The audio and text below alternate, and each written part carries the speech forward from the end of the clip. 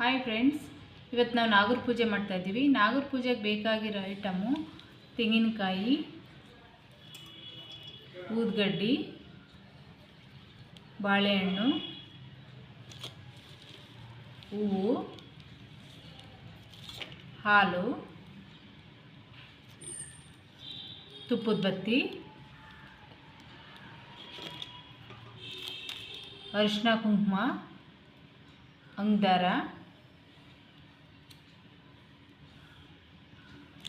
ತುಪ್ಪ,